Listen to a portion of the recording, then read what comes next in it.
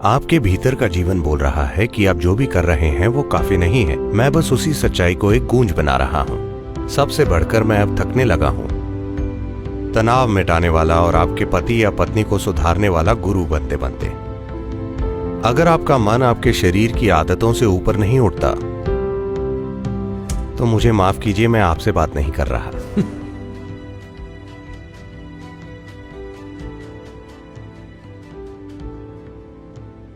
कोई मुझसे पूछ रहा था, सद्गुरु आप हमारे साथ इतना कठोर बर्ताव क्यों करते हैं? Many other gurus say nice things. कई गुरु अच्छी बातें बोलते हैं, आप लगातार कठोर बर्ताव करते हैं। हम जो भी करते हैं आप कहते हैं ये काफी नहीं है। ऐसा मैं नहीं बोल रहा, आपके भीतर का जीवन बोल रहा है ना, कि आप जो भी करते हैं वो काफी नहीं है। हेलो, आपके भीतर का जीवन बोल रहा है आप जो भी कर रहे हैं वो काफी नहीं है। मैं बस उसी सच्चाई को एक गूंज बना रहा हूं। सबसे बढ़कर मैं अब थकने लगा हूं। तनाव मिटाने वाला और आपके पति या पत्नी को सुधारने वाला गुरु बनते बनते।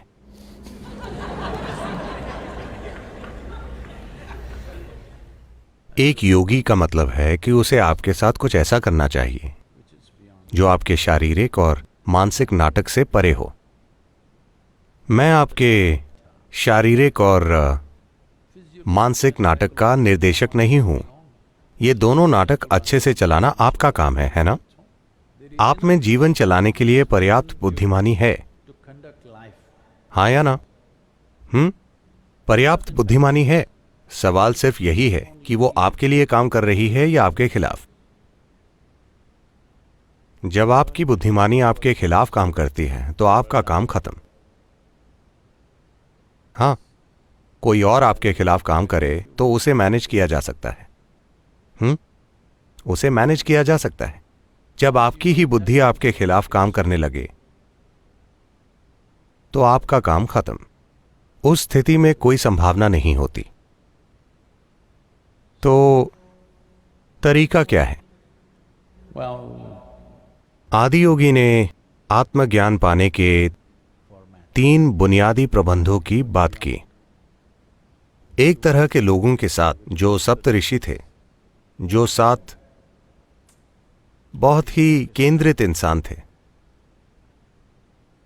उन्होंने आत्मज्ञान के विज्ञान की बात की और ये खोज दशकों तक चलती रही।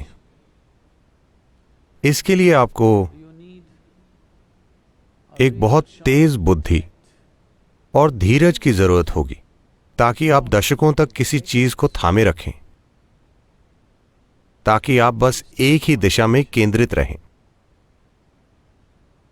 मन के द्वारा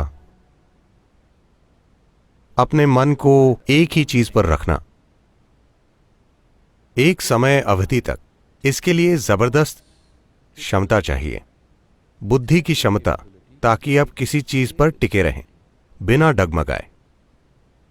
अपनी भावनाओं को टिकाए रखना थोड़ा आसान है। तो जब उन्होंने देखा कि जिस तरह वो सप्तऋषियों को सिखा रहे थे,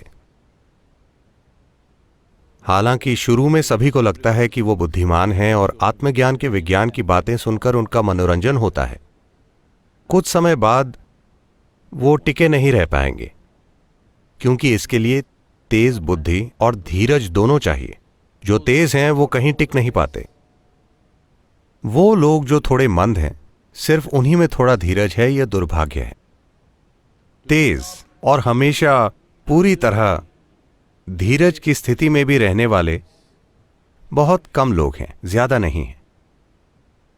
तो उन्होंने अगली संभावना तब देखी जब उनकी पत्नी पार्वती आई।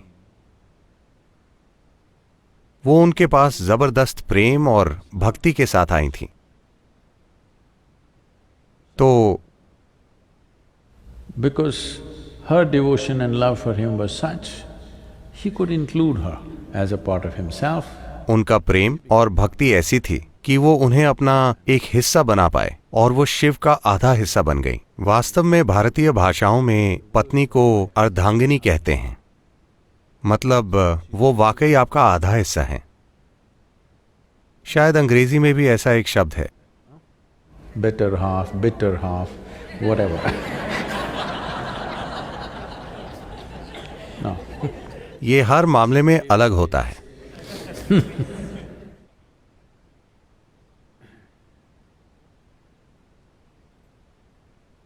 तो उन्होंने ये दर्शाया कि सिर्फ भावनाओं से आप वहां कैसे पहुंच सकते हैं, क्योंकि जब आपकी भावनाएं किसी से जुड़ जाती हैं तो केंद्रित रहना बहुत आसान होता है। जब 18 या 20 की उम्र में आपको किसी से प्रेम हुआ था तो आप उनकी छवि अपने मन से मिटा ही नहीं पाते थे, वो हमेशा वहीं रहती थी, क्योंकि जब आपकी भावनाएं किसी से जुड़ जाती हैं तो आपका मन बस वहीं रहता है।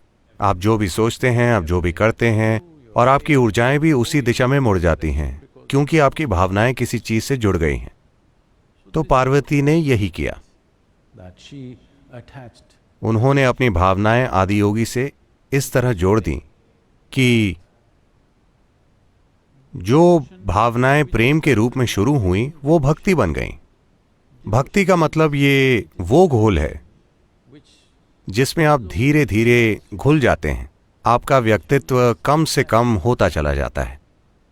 तो वो अपने आत्मज्ञान तक उस तरह पहुंची। उन्होंने उन अर्थों में परम तत्व को जाना। वहां कुछ और भी प्राणी थे जो उनके अपने थे।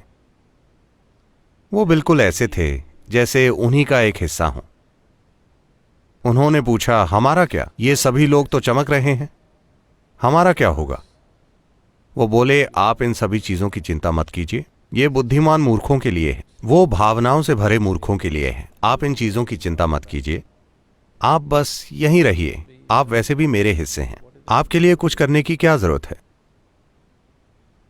आत्मज्ञान और ज्ञान की चिंता मत कीजिए, आप बस यहीं रहिए, क्योंकि आप खुद को एक अलग व्यक्ति ही नहीं समझते, इसीलिए आपको कुछ करने की जरूरत नहीं है, बस यहीं रहिए, यही सब कुछ है। तो इन 3 तरीकों से उन्होंने आत्मज्ञान पहुंचाया। आजकल की दुनिया में आपको बुद्धि से शुरुआत करनी पड़ती है, क्योंकि हर कोई सोचता है उन्होंने सिर्फ स्कूल में विज्ञान पढ़ा है, पर आज दुनिया में हर कोई सोचता है वो वैज्ञानिक है। तो अगर आपको इस बुद्धि को ऐसा बनाना है कि वो लंबे समय तक इस तरह रह सके, तो ये बहुत बढ़िया है, इसके लिए बहुत काम करना पड़ेगा। लेकिन आपकी भावनाओं में ऐसा करने की क्षमता है।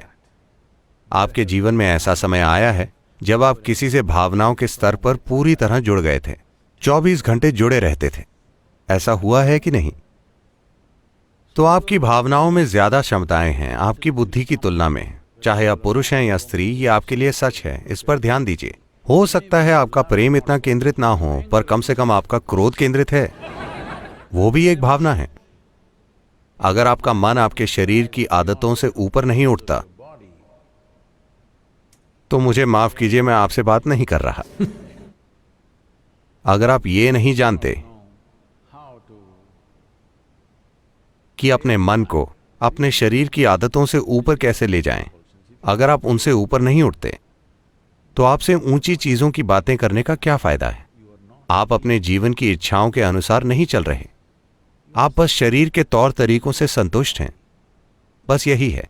क्या यह गलत है? बिल्कुल नहीं, ये बस सीमित है। क्या सीमित होना गलत है? बिल्कुल नहीं। लेकिन अगर ये मेरे साथ हो तो मैं इसे अपने जीवन के खिलाफ एक अपराध मानूंगा। लेकिन अलग अलग लोगों के अलग अलग मापदंड होते हैं, ये बिल्कुल ठीक है।